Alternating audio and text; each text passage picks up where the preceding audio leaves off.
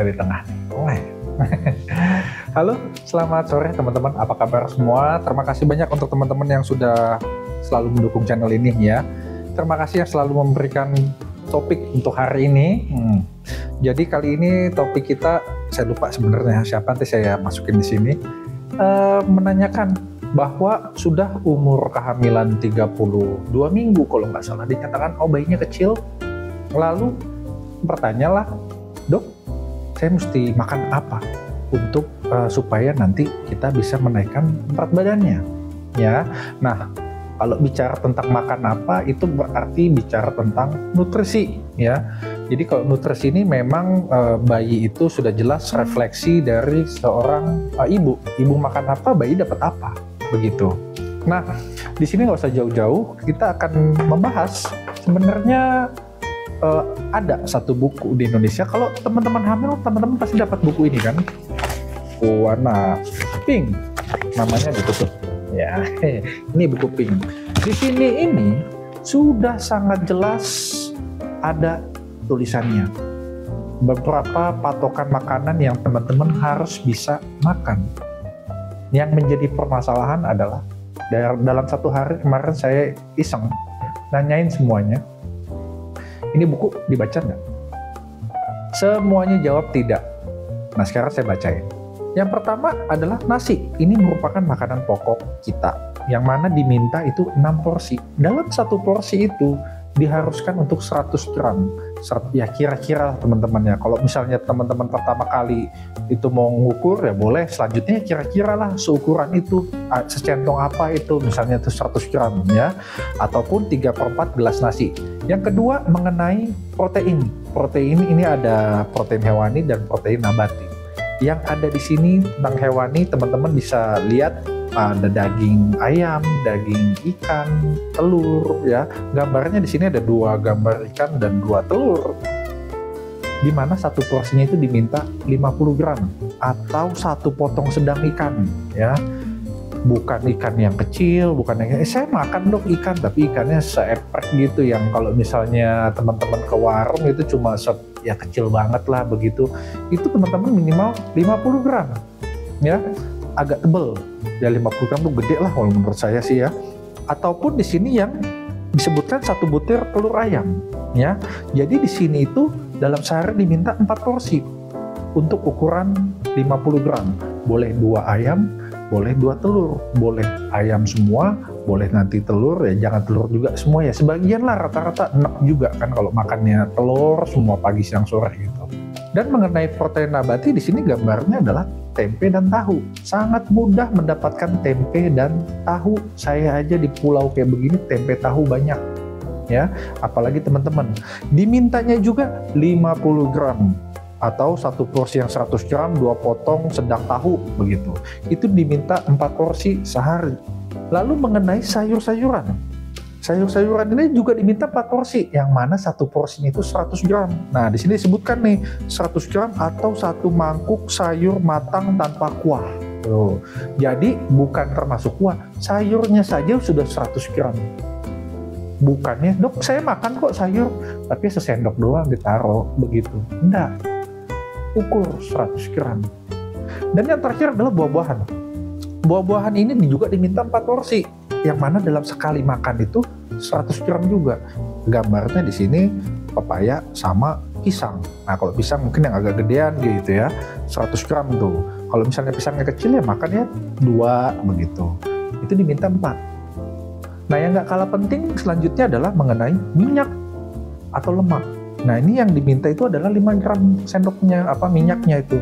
Itu saya rasa sudah masuk di dalam hitungan yang kalau masak sayur, goreng tempe, goreng ikan, nggak usah diambil lagi minyaknya, hanya ikannya saja. Itu sudah di dalam ikannya kan minyaknya. Nah, itu 5 gram. Susah memang hitungnya, tapi ya nggak usah nambah lagi. Misalnya kita makan padang, saya paling suka makan padang pagi sore tuh, itu kuah karinya saja ya, itu rasanya tuh udah minyaknya tuh banyak banget, apalagi nambahnya sekali lagi, siram enak banget gitu kan ya.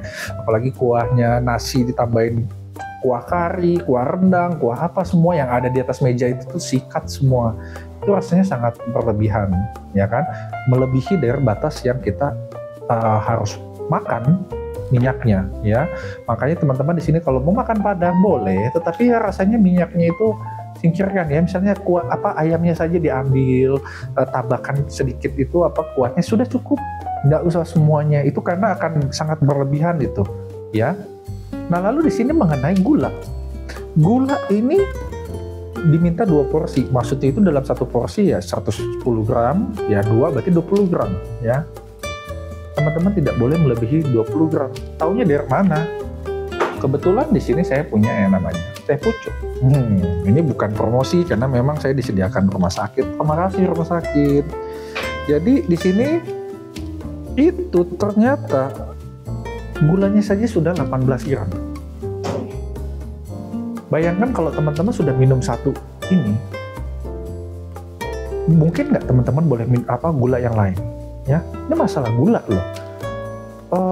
Yang saya paling suka sebel itu adalah kalau teman-teman, Dok, supaya bayinya gemuk makan es krim. Itu tadi saya ke depan, itu warung, itu es krim di dekat dermaga. Habis, yang beli gerombolan ibu-ibu hamil. Kalau ketemu saya omelin langsung. Ngapain es krim gue? Es krim yang saya suka lagi diambil. Habis. Jadi makan es krim itu ya boleh gitu, tapi untuk saya, untuk ibu-ibu hamil ya janganlah. Untuk menaikkan berat badan, Dok, ya gemuk, tapi bukan gemuknya.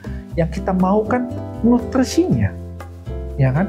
Nutrisi inilah yang diambil. Nah kalau teman-teman menanyakan makanan-makanan apa lagi, itulah yang protein semacam itu teman-teman mesti makan dengan multivitamin yang ada gitu. Itu rasanya cukup.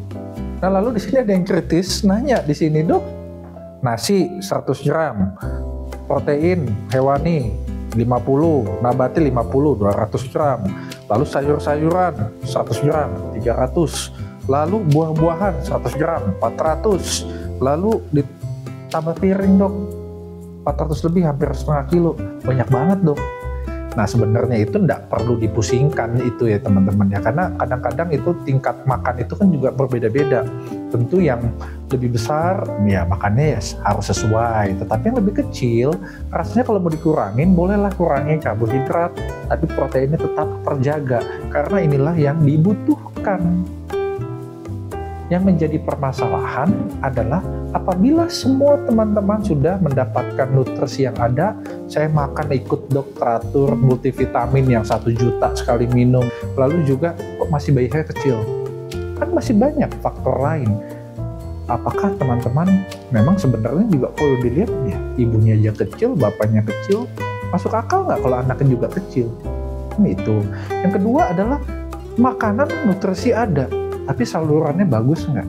Misalnya plasenta teman-teman bagus nggak? Apakah ada latar belakang penyakit darah tinggi, diabetes, atau autoimun yang lain-lain yang menghambat pertumbuhan, mengganggu plasenta ini? Kan itu mungkin. Jadi sebenarnya bayi kecil itu harus dipastikan apakah bayi kecil teman-teman ini sehat atau tidak sehat. Itu. Nah jadi di sini untuk teman-teman yang lain ikutilah dulu aturannya. Apakah saya sudah makan belum? Saya sudah makan loh 3 kali, tapi yang dimakan bakso, siangnya mie ayam, atau yang pekerja kantoran itu nasi bungkus cuma 1 ini itu sepotong-sepotong. Sesuai enggak dengan aturan yang ada? Rasanya nggak usah pusing-pusing, sesuaikan dulu dengan yang ada di buku ini loh.